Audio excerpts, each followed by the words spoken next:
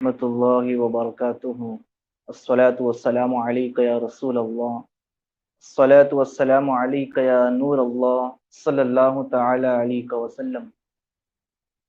میرے پیارے آقا صلی اللہ تعالی علیہ وسلم کے پیارے دیوانوں، آج بہت ہی اہم موضوع پر ہم گفتگو کرنے جائیں گے کہ علم دین کیا ہے اور علم دین کی اہمیت کیا ہے۔ میرے پیارے آقا صلی اللہ تعالی علیہ وسلم کے پیارے دیوانوں، سرکار دو عالم صلی اللہ تعالی علیہ وسلم نے ارشاد فرمایا، طلب العلم فریضۃ علی کل مسلم۔ اس کا مطلب یہ ہے کہ علم دین حاصل کرنا ہر مرد و عورت پر فرض ہے۔ علم دین حاصل کرو اگرچہ تمہیں چین جانا پڑے۔ پیارے دوستوں، بزرگوں، آج ہمارے نظر میں علم دین کی اہمیت زیرو ہو چکی ہے۔ ہم علم دین سے کوسوں دور ہو چکے ہیں اور ہم آج کل دنیاوی پڑھائی کو زیادہ اہمیت دیتے ہیں۔ آج اگر دیکھا جائے تو ہمارے والدین، پیرنٹس اپنے بچوں کو اسلامک پڑھائی کو نہ دیتے ہوئے زیادہ دنیاوی پڑھائی کو اہمیت دیتے ہیں۔ میں یہ نہیں کہتا کہ دنیاوی پڑھائی کو اہمیت نہ دو، مگر اس کے ساتھ ساتھ ہمیں چاہیے کہ ہم علم دین بھی ہمارے بچوں کو سکھائے، تاکہ کل کو ہم مرتے ہیں تو ہمارے بچے ہمارے نماز جنازہ اور ہمارے کفن دفن کا اہتمام اور ہمارے کفن دفن اور اس کے ساتھ ساتھ جنازے کی نماز بھی وہ خود پڑھائے۔ میرے پیارے آقا صلی اللہ علیہ وسلم کے پیارے دیوانوں، آج ہم ہمارے معاشرے میں دیکھتے ہیں کہ اکثر جنازے کی نماز کے لیے ہم مولانا کو، مولوی کو، حافظ کو بلاتے ہیں، اور کبھی کبھی تو ایسا ہوتا ہے، کئی مقام پر ایسا ہوتا ہے، کتنی جگہ ایسی ہے کہ جہاں پر لا علمی کی وجہ سے، کتنے لوگ ایسے ہیں کہ لا علمی کی وجہ سے وہ علاقے میں بہت زیادہ نان مومنٹین پائے جاتے ہیں اور اکا دکا مسلم پائے جاتے ہیں۔ تو وہ لوگ کو اتنا علم نہیں ہوتا ہے، علم نہ ہونے کی وجہ سے وہاں پر کوئی مولانا بھی میسر نہیں ہوتے، کوئی مولانا نہیں ہوتے وہاں پر، اور جنازے کی نماز کے لیے بہت تکلیف ہوتی ہے، غسل دینے کے لیے کافی تکلیف ہوتی ہے۔ تو ہم ہمارے بچوں کو ایسے کریں کہ ہمارے بچوں کو ہر ایک طریقہ سکھائے، جنازے کی نماز کا طریقہ اور اس کے ساتھ ساتھ غسل کا طریقہ، میت کو غسل کس طریقے سے دیا جائے، اس کے ساتھ ساتھ عربی کی تعلیم دی جائے۔ یہ سب ہم ہمارے بچوں کو سکھائیں۔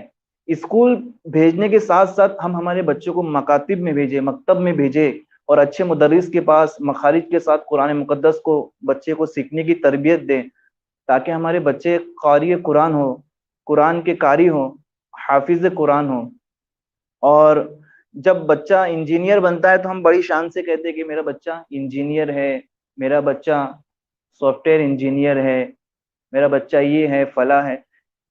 تو ہمیں ہمارے بچوں کو یہ بھی اس کے انجینئر بنانے کے ساتھ ساتھ اس بات کی بھی تعلیم دے کہ قرآن مقدس کو کس طریقے سے پڑھا جاتا ہے، نماز کو کس طریقے سے ادا کیا جاتا ہے، اور ماں باپ کے حقوق کیا ہے، اور اپنے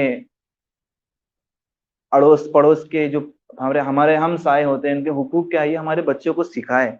آج کل ہمارے ماں باپ اس بات سے بہت لاپرواہ ہیں کہ ہمارے بچوں کو، اپنے بچوں کو علم دین نہ سکھاتے ہوئے وہ اسکول کو زیادہ اہمیت دیتے ہیں۔ جس طرح ایک پیرنٹس اپنے بچوں کو اسکول میں بھیجتے ہیں، بڑی فکر سے بھیجتے ہیں، صبح میں وہ خود اٹھ کر اپنے بچوں کے لیے پریس کرتے ہیں اور بڑی فکر سے اپنے بچوں کو اسکول میں بھیجتے ہیں، اسی فکر سے اگر ہم ہمارے بچوں کو مکتب میں بھیجیں گے نا، تو انشاءاللہ تعالیٰ آپ کے بچے حافظ قرآن بھی ہوں گے اور انشاءاللہ تعالیٰ قاری قرآن بنیں گے۔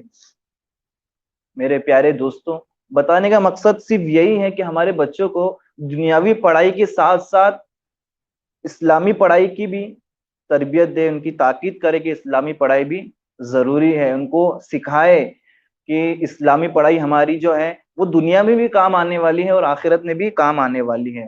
اور آپ ہو سکتا ہے کہ آپ کا بچہ اگر الف مخارج کے ساتھ، الف سے لے کے یا تک مخارج کے ساتھ ادا کرنا سیکھ جائے تو آپ کے مغفرت کا بھی ذریعہ بن سکتا ہے۔ پیارے دوستوں، بزرگوں اور تمام دیکھنے والوں سے میری التجا ہے، مؤدبانہ گزارش ہے کہ اپنے بچوں کو علم دین کی تربیت دے، علم دین کی تاکید کرے کہ علم دین کی اہمیت کیا ہے، علم دین کی اہمیت انہیں بتائے۔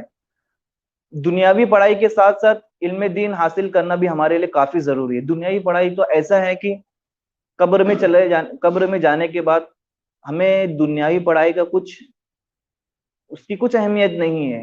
قبر میں ایک مرتبہ ہم اتر گئے تو ہم سے دنیاوی پڑھائی کے بارے میں نہیں پوچھا جائے گا کہ دنیاوی پڑھائی میں آپ نے کہاں تک ڈگری حاصل کی، بلکہ پوچھا جائے گا تم نے علم دین کہاں تک سیکھا۔ نماز کی آپ لوگوں نے نماز کے طریقے سیکھے کہ قرآن مقدس کو سیکھا مخارج کے ساتھ، تو اس کی ہماری پکڑ ہوگی قبر کے اندر۔ اور ماں باپ کو بھی اس بات پر پوچھا جائے گا کہ آپ نے اپنے بچوں کو کیا سکھایا۔ ماں باپ کے حقوق میں سے یہ حقوق ہے کہ علم دین اپنے بچوں کو سکھائیں، کیونکہ یہ علم دین ایک ایسا علم ہے کہ یہ علم دنیا میں بھی کام آتا ہے اور آخرت میں ہمارے کام آتا ہے۔ تو میں امید کرتا ہوں کہ ہمارے ماں باپ جو بھی دیکھیں گے انشاءاللہ تعالی اس ویڈیو کو، تو ان سے میں مؤدبانہ گزارش کرتا ہوں کہ اپنے بچوں کو علم دین کے لیے مکتب میں بھیجے، اور اس کے ساتھ ساتھ خود بھی، اگر آپ کو بھی، ماں باپ کو بھی ایسا ہوتا ہے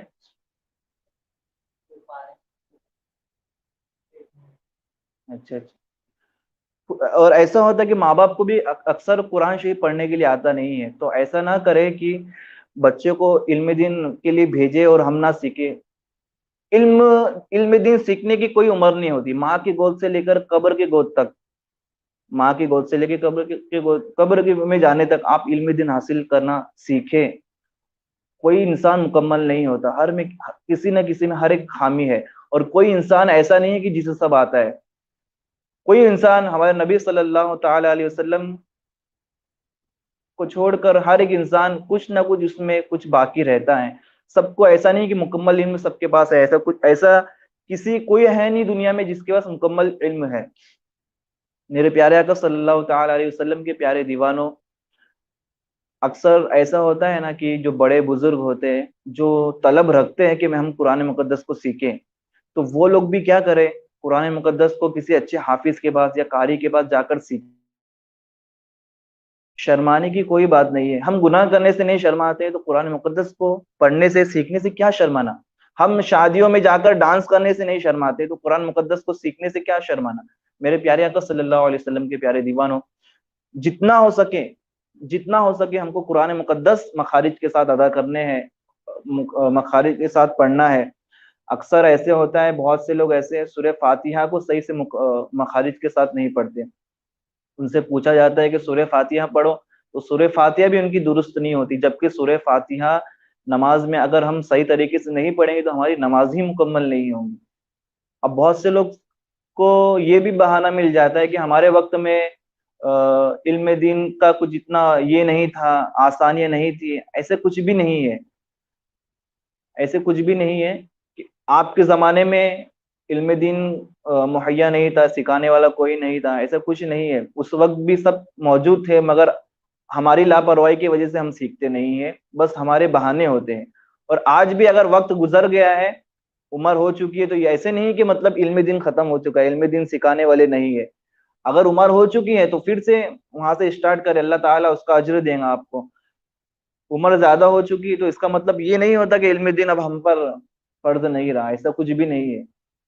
اگر عمر ہو چکی ہے تو پھر سے شروعات کرے قرآن مقدس کو سیکھنے کی، قاعدے سے اسٹارٹ کرے۔ قاعدے سے اسٹارٹ کرنے کے بعد اپنے قرآن مقدس کو درست کرے، مخارج کے ساتھ ادا کرے، اور نماز کو بھی درست کرے۔ نماز میں بھی ہماری کافی غلطیاں ہوتی ہیں، اکثر سورہ فاتحہ ہم پڑھنے کے بعد نماز کے اندر سورہ بھی ہم غلط پڑھتے ہیں۔ بہت سی سورہ ایسی ہوتی ہیں کہ ہم اس کے مخارج کو ادا نہیں کرتے، اس کی وجہ سے نماز بھی ہماری مکمل اور نماز درست نہیں ہوتی ہے، نماز کو پھر سے دہرانا پڑتا ہے۔ اگر ہمارے مخارج ٹھیک نہیں ہے تو ہماری نماز بھی درست نہیں ہے۔ تو ہمیں چاہیے کہ ہم ہماری نماز کو بھی درست کریں۔ کیا کیا پڑھا جاتا ہے نماز کے اندر، کون سی دعا ہوتی ہے، بہت سے لوگ کو نمازوں کی دعا تک نہیں یاد ہے۔ تو نمازوں کی دعا، نماز میں کیا کیا پڑھا جاتا ہے، یہ کب ہمیں آئے گا؟ جب ہم کسی عالم کے پاس بیٹھ کر کسی عالم کی صحبت میں بیٹھ کر ہم علم دین حاصل کریں گے تو انشاءاللہ تعالیٰ وہ عالم دین ہمیں نماز کی دعا، رکوع میں کیا پڑھنا چاہیے، سجدے میں کیا پڑھنا چاہیے، قاعدے اولیٰ میں تشہد کس طرح پڑھنی چاہیے، دعائے معصورہ، سب سے پہلے التحیات، قاعدے آخر میں التحیات پڑھنا چاہیے، پھر اس کے بعد درود ابراہیم پڑھنا چاہیے، دعائے معصورہ پڑھنا چاہیے۔ بہت سے لوگ کو یہ سب دعائیں بھی نہیں آتے، تو ایک عالم دین کی صحبت میں بیٹھیں گے انشاءاللہ تعالیٰ تو ہمیں وہ عالم دین جو ہوں گے وہ سب ہر ایک طریقہ ہم کو سکھائیں گے، اور ہر ایک دعائیں جو ہم کو نہیں آتی وہ سب سکھائیں گے انشاءاللہ تعالیٰ۔ بہت سے لوگ کا ایک الگ ہی مسئلہ ہوتا ہے کہ ہمیں آتا نہیں ہے اس لیے ہم نماز نہیں آتے۔ ایسا نہیں ہے کہ ہمیں نماز کی دعا نہیں آتی تو ہم نماز نہیں جائیں گے، نماز کی دعا نہیں آتی تو کسی عالم دین کے پاس بیٹھے نماز کی دعاؤں کو یاد کرے۔ اور بہت سے لوگ ایسے ہوتے ہیں کہ کہتے ہیں ہمیں سورہ نہیں یاد ہے، تو سورہ یاد کرنے کتنا وقت جاتا ہے؟ اگر آپ مکتب میں جا کر بیٹھو گے، ہمارا خود الحمدللہ یہاں پر رات میں بعد نماز عشاء مکتب چلتا ہے، اس مکتب کے اندر قاعدے کو مخارج کے ساتھ پڑھایا جاتا ہے، اور پھر قرآن مقدس کی تعلیم دی جاتی ہے مخارج کے ساتھ، اور اس کے ساتھ ساتھ نماز کی دعاؤں کو بھی، نماز کی جتنی دعا ہے وہ بھی الحمدللہ ہم لوگ یہاں پر پڑھتے ہیں۔ میرے سے جتنا ہوتا ہے الحمدللہ میں یہاں پر جتنے میرے دوست ہیں یہاں پر بیٹھ کے ہم پڑھتے ہیں، اور جو بھی خواہش مند ہے جو سیکھنا چاہتا ہے وہ بھی آ کر یہاں پر سیکھے۔ یہاں پر آنے کا موقع نہیں ملتا تو کسی عالم دین سے کانٹیکٹ کرے، کسی عالم دین سے رابطہ قائم کرے اور ان کے پاس بیٹھ کر سیکھے۔ ایک عالم دین کی صحبت میں آپ بیٹھیں گے تو الحمدللہ اور انشاءاللہ تعالیٰ بہت کچھ سیکھنے ملے گا۔ عالم دین کے ساتھ بیٹھنا بھی ایک، ان کے ساتھ علم دین حاصل کرنا، ان سے علم دین حاصل کرنا بھی بڑا اجر کا کام ہے۔ سرکار صلی اللہ علیہ وسلم نے ارشاد فرمایا کہ عالم دین سے جس نے مسافہ کیا گویا اس نے مجھ سے مسافہ کیا، اور جس نے ایک عالم دین کی زیارت کی گویا اس نے میری زیارت کی۔ تو جب مسافہ کرنے کا اتنا برکت ہے کہ مطلب کہ جب کوئی عالم دین سے مسافہ کرے تو گویا سرکار سے مسافہ کیا، جس نے ایک عالم دین کی زیارت کی گویا اس نے سرکار صلی اللہ علیہ وسلم کی زیارت کی۔ تو جب ہم ان کے پاس علم دین حاصل کریں تو آپ خود سوچئے کہ کتنا ثواب ہے اور کتنا اجر عطا فرمائیں گے اللہ تعالیٰ۔ میرے پیارے آقا صلی اللہ علیہ وسلم کے پیارے دیوانوں، آج معاشرے میں اتنی برائیاں پھیلی ہوئی ہیں کہ جگہ جگہ پر گناہ کے کام ہوتے ہیں، جگہ جگہ پر بے حیائی ہوتی ہے، اور گناہ کے کام کرنے میں ہمیں کوئی شرمندگی محسوس نہیں ہوتی، گناہ کے کام کرنے میں ہمیں شرم محسوس نہیں ہوتی، لیکن جہاں پر بات آتی ہے نیکی کی، جہاں پر بات آتی ہے اسلامی کام کرنے کی تو ہمیں وہاں پر شرم محسوس ہوتی ہے۔ یہ ہمارے لیے کافی شرم کی بات ہے اور ڈوب مرنے کی بات ہے کہ اچھے کام کرنے کے لیے ہمیں شرم آتی ہے، مسجد میں آنے کے لیے بھی شرم آتی ہے۔ بہت سے لوگ کو اگر نماز کے لیے کہا جائے کہ آپ چلیے نماز کے لیے، تو وہ لوگ کہتے ہیں کہ اگر ہم نماز میں جائیں گے تو وہ لوگ بولتے ہیں کہ دیکھو یہ سدھر گیا، 100 چوہے کھا کر بلی حج کو چلی۔ ان کے تانے سے وہ ہم کو تھوڑی قبر کے عذاب سے بچانے والے ہیں یا پھر جہنم سے بچانے والے، وہ لاکھ تانے ہم کو دیں گے کہ 100 چوہے کھا کے بلی حج کو چلی، تو ان سے یہ ہے دینا کہ 100 چوہے کھا کے بلی حج کو تو جا رہی ہے کم سے کم۔ تو ان کا نہ سنیں، کہنے والے ہم کو 1000 لوگ کہیں گے کہ آپ 100 چوہے کھا کر پھر آپ بلی حج کو جا رہی ہے، یہاں جا رہی ہے، یہ کہنے والے یہ شیطان کا کام کرتے ہیں، تو ان کا نہ سنیں، بلکہ ہم کو ہماری آخرت دیکھنا ہے، ہمارے قبر کی آسانی دیکھنا ہے۔ کیا ان کے تانے کو ہم سنیں گے؟ وہ تانے نہیں ہے، وہ ایک شیطان جو ان کے اندر آتا ہے۔ وہ لوگ کہتے ہیں کہ اتنے گناہ کرنے کے بعد اب نماز کے لیے جا رہا ہے، 100 چوہے کھا کر بلی حج کو جا رہی ہے، ان کے تانے کو نہ سنیں، ان کو اگنور کر کے ہم اللہ کی بارگاہ میں آئے، اللہ کے بارگاہ میں آ کے توبہ کرے۔ اللہ تعالیٰ توبہ کرنے والوں کو پسند فرماتا ہے۔ پیارے دوستو، توبہ کرنے والوں کو اللہ تعالیٰ پسند فرماتا ہے، بلکہ اگر ہم مسجد میں آ کر توبہ کریں گے تو اللہ ہم سے راضی ہو جائے گا، خوش ہو جائے گا کہ میرا بندہ گنہگار ہے لیکن اس میں شرم، اس کی گناہ پر اس کو شرمندگی ہے، تو وہ آ کر میری بارگاہ میں توبہ کر رہا ہے، میری بارگاہ میں آ کر سر جھکا کر مجھ سے معافی طلب کر رہا ہے۔ اللہ کی بارگاہ میں آئیے، اللہ کی بارگاہ میں آ کر توبہ کریے، اپنی پرانی زندگی جو گزری ہوئی زندگی سے توبہ کر کے ایک نئی زندگی کی شروعات کرے، اور اللہ کی بارگاہ میں گریہ وزاری کرے کہ اللہ تعالیٰ میرے گناہوں کو معاف فرما دے۔ تو اللہ تعالیٰ بڑا غفور الرحیم ہے، وہ اتنا غفور الرحیم ہے کہ جب ایک ماہ ہم سے اتنی محبت فرماتی ہے تو ہمارا خدا، ہمارا اللہ تعالیٰ ہم سے 70 ماہوں سے زیادہ محبت فرمانے والا ہے۔ یقیناً جب ہم گناہوں کی معافی مانگیں گے اللہ تعالیٰ سے تو ہمارا خدا، ہمارا اللہ تعالیٰ ہمیں معاف فرمانے والا ہے۔ پیارے دوستوں، ہم کب تک گناہ کرتے رہیں گے؟ آخر ایک دن موت ہم کو آنی ہے۔ قرآن مقدس میں اللہ تعالیٰ ارشاد فرماتا ہے کلو نفس ذائقۃ الموت، کہ ہر نفس کو موت کا مزہ چکھنا ہے، سب کو اس دنیا سے جانا ہے۔ بڑے بڑے عالم، بڑے بڑے حافظ و قاری، مفتی، بادشاہ جتنے بھی ہیں یہاں پر ترم خان تھے، اس دنیا سے رخصت ہو کر اب قبر میں وہ اپنے اپنے قبر میں لیٹے ہوئے ہیں۔ ایک دن ہم کو بھی جانا ہے۔ آخر ہم کب تک گناہوں سے ہم لذت پاتے رہیں گے؟ گناہ میں لذت ہوتی ہے تو ہمیں ایسے لگتا ہے کہ گناہ میں سب کچھ ہے، ایسے کچھ بھی نہیں۔ گناہ تو ہم کرتے ہیں تو اس وقت ہمارے آنکھوں پر، کانوں پر مہر لگ جاتی ہے ایک گویا۔ تو ہم کب تک گناہ کرتے رہیں گے اور دنیا میں کب تک ہم باقی رہیں گے؟ ایک نہ ایک دن تو اس دنیا سے جانا ہے، اور ہمارا انجام اور ہمارا ٹھکانہ قبر ہے۔ قبر ہماری پہلی منزل ہے۔ اب قبر میں اگر ہمارے اعمال اچھے ہوں، اگر ہمارے پاس نیکی کا ذخیرہ ہو، سجدوں کا ذخیرہ، تو ہماری قبر میں ہمیں سکون ہے۔ ورنہ اگر ہمارے پاس اعمال نہیں، نیکی نہیں، تو ہمارے قبر میں یقیناً آگ کے شعلے ہوں گے۔ قبر کا سب سے چھوٹا عذاب، ادنا سا عذاب یہ ہے کہ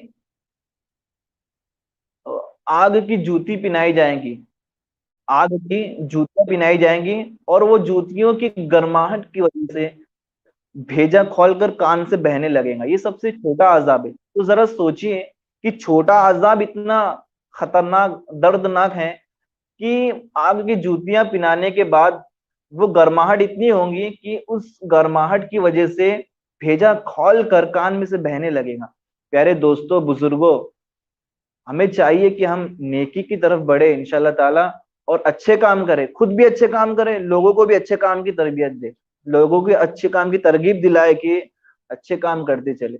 آخر ہم کب تک گناہوں میں ڈوبے رہیں گے؟ کب تک ہم گناہ کرتے رہیں گے؟ آخر موت تو آنا ہی ہے۔ پیارے دوستوں، بزرگوں، کچھ نہیں اس دنیا میں، دنیا سرائے فانی ہے۔ اس دنیا، یہ دنیا ہے جو، یہ ایک دراصل دھوکہ ہی ہے ہمارے لیے۔ ذرا سوچئے نا کہ آج یہ کورونا وائرس جیسی بیماری ہمارے کو اگر لگ گئی، خدا نہ خواستہ، اللہ تعالیٰ سب کی حفاظت فرمائے، کورونا وائرس جیسی بیماری کسی کو لگ جاتی ہے تو انسان اس سے ایسے دور ہوتا ہے جیسے بہت نفرت کرتا ہے، اسے چھوتا تک نہیں، اس کا کھانا الگ کر دیا جاتا ہے، اس کے برتن الگ کر دیے جاتے ہیں۔ اس سے یہ پتا چلتا ہے کہ دنیا میں کوئی کسی کا نہیں ہے۔ اگر کورونا وائرس جیسی بیماری ہے، کسی کو لگ جاتی ہے تو دیکھیے کیا کیا جاتا ہے، اس کو ایک الگ کمرے میں رکھ دیا جا رہا ہے، اس کے برتن، کھانے کے برتن الگ ہیں، اس سے کوئی مل نہیں سکتا، اس سے کوئی ہاتھ نہیں ملا سکتا، کوئی مصافحہ نہیں کر سکتا، اس سے کوئی کسی کا نہیں ہے۔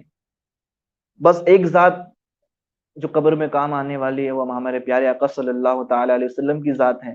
میرے پیارے آقا صلی اللہ علیہ وسلم کے پیارے دیوانوں، آئیے ہم عہد کرتے ہیں کہ اللہ تعالی ہم سب کو پیارے آقا صلی اللہ تعالی علیہ وسلم کی سنت پر عمل کرنے کی توفیق عطا فرمائے۔ پیارے آقا صلی اللہ تعالی علیہ وسلم کا جو دین ہے، اس دین کو ہم آگے بڑھائیں، خود بھی اچھے کام کرے، لوگوں کو بھی اچھے کام کرنے کی تربیت دے، ترغیب دلائیں کہ اچھے کام کرتے رہے، اور اپنے گھر میں بھی اپنے ماں باپ کو، اگر ماں باپ نیک ہیں تو کوئی مسئلہ نہیں ہے۔ ایسے کبھی کبھی ایسا بھی ہوتا ہے کہ ماں باپ کو بھی، مطلب امی ابا بھی ہیں جو مطلب اس علم دین سے دور ہوتے ہیں، ان کو بھی پڑھنا لکھنا نہیں آتا، علم دین نہیں آتا، تو اگر ہم سیکھتے ہیں تو ہمارے ماں باپ کو سکھائے، چھوٹے بھائی ہمارے تو چھوٹے بھائی کو سکھائے، بہن ہے تو بہن کو سکھائے، اور ہمارے گھر میں ہمارے ماں باپ کو، ہمارے بھائی بہن کو جو نماز نہیں پڑھتے ہمارے گھر میں، ان کو نماز کی ترغیب دلائے کہ آپ نماز پڑھیں، اور ہم بھی نماز پڑھیں، نماز کے پابند بنے۔ اور یقیناً نماز مومن کا نور ہے، الصلاۃ نور المؤمن، سرکار صلی اللہ علیہ وسلم نے ارشاد فرمایا کہ نماز مومن کا نور ہے۔ قبر میں کام آنے والی نماز کل ہمارے قبر میں، ہماری تاریخی قبر میں، اندھیری قبر میں نور بن کے نماز چمکیں گی، تو الحمدللہ ہم قبر میں یقیناً سکون سے سو سکتے ہیں۔ میں بات کر رہا تھا علم دین کے حوالے سے کہ علم دین سے ہم کافی دور ہیں، ہمارے بچے علم دین سے دور ہیں، ہمارے بچے آج کل موبائل کے اندر، واٹس ایپ کے اندر، اور پتہ نہیں طرح طرح کی موبائل کے اندر ایپس ہیں، ان ایپس کے اندر، اور موبائل میں ایسی ایسی چیزیں بھی آتی ہیں، انٹرنیٹ چالو کرے تو اللہ اللہ کی پناہ کی، انٹرنیٹ کے اندر بھی بہت ساری ایسی چیز ہے جس کے منظر دیکھ کر ہم خود وہ منظر کو دیکھ نہیں سکتے، کافی گندے وہ منظر اور تصاویر ہوتی ہیں. تو ہمارے بچے جو ہے نا انٹرنیٹ میں ایک دم سے ملوث ہو چکے ہیں، اور انٹرنیٹ کی وجہ سے کافی گناہ میں پڑ چکے ہیں. اور آج کل ہمارے بچوں کے لیے موبائل ہی سب کچھ ہے. تو جتنا ہو سکے ہمارے بچوں کو موبائل سے دور کرے، موبائل کو ان کے ہاتھ سے چھین کر ان کے ہاتھ میں قرآن مقدس دے اور عربی کے لیے روانہ کرے.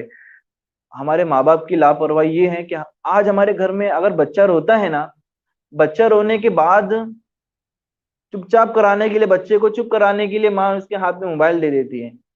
ماں اس کے ہاتھ میں موبائل دے دیتی ہے تاکہ ہمارا بچہ چپ بیٹھ جائے. تو یہ ہماری لاپرواہی ہے، اور یہ ہماری مطلب ایک یہ بے وقوفی میں کہوں گا کہ بچہ اگر رو رہا ہے تو اسے رونے دو، مگر اس کے ہاتھ میں موبائل نہ دو. اگر اس کے ہاتھ میں ہم موبائل دے دیتے ہیں نا تو پھر وہ عادی ہو جاتا ہے موبائل کا، اور جب وہ عادی ہو گیا موبائل کا تو آپ خود ہی اس کے ذمہ دار ٹھہریں گے. پیارے دوستوں، بچوں کو علم دین کی ترغیب دلائے کہ علم دین کتنا اہمیت رکھتا ہے ہمارے لیے، دنیا میں بھی اور آخرت میں بھی علم دین ہمارے لیے کافی اہمیت ہے. اور الحمدللہ علم دین کی بدولت ہی ہماری آخرت بھی سنورے گی اور دنیا بھی سنورے گی. پیارے دوستوں، اپنے بچوں کو علم دین سے قریب لائے، یہ موبائل ان کے ہاتھ سے چھین لے، اور ہمارا بچہ باہر جا کر کیا کرتا ہے ہمیں یہ خبر رکھنا ہے. باہر جا کر ہمارا بچہ کس سے ملتا ہے، کس کے ساتھ اٹھتا بیٹھتا ہے، اور کون اس کے دوست ہے، یہ سب بھی دیکھیں. اپنے بچوں کو اچھے لوگوں کی صحبت میں رکھیں. آج کل ہمارے ماں باپ اتنے لاپرواہ ہیں، ہمارے ماں باپ اتنے لاپرواہ ہو چکے ہیں، اللہ ماشاء اللہ کچھ ماں باپ ایسے بھی ہیں ماشاء اللہ جو اپنے بچوں کو فل ٹرین کر رہے ہیں، اور بہت سی مطلب ان کے لیے تیاری کرتے ہیں. قرآن مقدس کے لیے وہ فکر مند ہے کہ ہمارا بچہ قرآن مقدس کو اچھی طریقے سے پڑھے. مجھے بہت سارے کالس آتے ہیں، اور ماشاءاللہ اتنے پیرنٹس لوگ ایسے بھی ہیں کہ ماشاءاللہ ان کو اپنے بچوں کا اتنا خیال ہے کہ ہمارا بچہ، ان کا بچہ 5 سال کا ہے تو 5 سال سے ہی ان کو وہ عربی کی تعلیم دینا شروع کرتے ہیں. بہت سے پیرنٹس لوگ مجھے کال کر کے بولتے ہیں کہ ہمارے بچوں کو مخارج سکھائیے، یہ کرنا سکھائیے، اور دعائیں سکھائیے، نماز کا طریقہ سکھائیے، فاتحہ دینے کا طریقہ سکھائیے. الحمدللہ ماشاءاللہ وہ ماں باپ کو میں سلام کرتا ہوں کہ وہ اپنے بچوں کے لیے فکر مند ہے. اور بہت سے ماں باپ ایسے ہیں جو اپنے بچوں کو بس دنیاوی پڑھائی کے لیے لگا کر چھوڑ دیا ہے کہ بس دنیا ہی سب کچھ ہے. دنیا میں کب تک رہیں گے ہم اور ہمارے بچے؟ آخر ایک دن تو موت سب کو آنا ہے، اور دنیائی پڑھائی دے کر ہم کیا کریں گے؟ ہمارے بچوں کو ہم دنیائی پڑھائی دے تو رہے ہیں، لیکن ذرا یہ بھی سوچئے کہ دنیائی پڑھائی ہمارے قبر میں کام آنے والی ہے، دنیائی پڑھائی ہمارے آخرت میں کام نہیں آنے والی. اپنے بچوں کو زیادہ، میں تو بولتا ہوں زیادہ اہمیت ہمیں علم دین کے لیے، زیادہ اہمیت علم دین کے لیے دیجیے کہ علم دین ہمارے لیے بہت ضروری، کافی ضروری ہے اور فرض بھی ہے. جیسے کہ میں نے آپ کو ایک حدیث مبارکہ بتائی کہ سرکار صلی اللہ علیہ وسلم نے ارشاد فرمایا، طلب العلم فریضۃ علی کل مسلم، کہ علم دین حاصل کرنا ہر مرد عورت پر فرض ہے. ایسے نہیں کہ بچوں پر فرض ہے، جوانوں پر فرض ہے، سب پر. بوڑھے ہو چکے ہیں تو ہم کو یہ بہانہ نہیں ملتا کہ ہم بوڑھے ہو چکے ہیں، ابھی ہمارے پاس علم دین سیکھنے کا ٹائم نہیں ہے. ایسا کچھ بھی نہیں. بوڑھے ہو اور جو چیز نہیں آتا تو بوڑھے پن میں آپ سیکھیں. بچے ہو، چھوٹے ہو، تو چھوٹے بچوں کو جتنا جلدی علم دین آتا ہے، یعنی جتنا جلدی ان کو کوئی سورے پڑھائی جائے تو اتنی جلدی چھوٹے بچے یاد کر لیتے ہیں. تو چھوٹے بچوں کو چھوٹے پن میں ہی ان کو علم دین کے لیے روانہ کرے. 5 سال کی عمر ہے، 6 سال کی عمر ہے، علم دین حاصل کرنے کے لیے مکتب میں بھیجے، تاکہ تمہارے بچے چھوٹے پن سے ہی اچھی تعلیم حاصل کر کے وہ عمل کرے اس پر، اور آپ کو بھی عمل کرنے کی وہ ترغیب دلائیں گے انشاءاللہ تعالی. میرے پیارے آقا صلی اللہ علیہ وسلم کے پیارے دیوانوں، اللہ تعالیٰ کی بارگاہ میں دعا ہے اللہ تبارک و تعالیٰ ہم سب کو علم دین کی اہمیت کو سمجھنے کی توفیق عطا فرمائے، اور ہم سب کو علم دین حاصل کرنے کی توفیق عطا فرمائے. قرآن مقدس کو مخارج کے ساتھ ادا کرنے کی توفیق عطا فرمائے. قرآن مقدس کو سیکھ کر دوسروں کو سکھانے کی توفیق عطا فرمائے، اور علم دین کا اللہ تبارک و تعالیٰ بول بالا عطا فرمائے. دنیاوی پڑھائی کے ساتھ ساتھ ہم سب کو علم دین حاصل کرنے کی بھی توفیق عطا فرمائے. اللهم صل على سيدنا ومولانا محمد وبارك وسلم. صلوا عليه صلاة وسلاما عليك يا رسول الله صلى الله عليه وسلم. سبحان ربك رب العزة عما يصفون وسلام على المرسلين والحمد لله.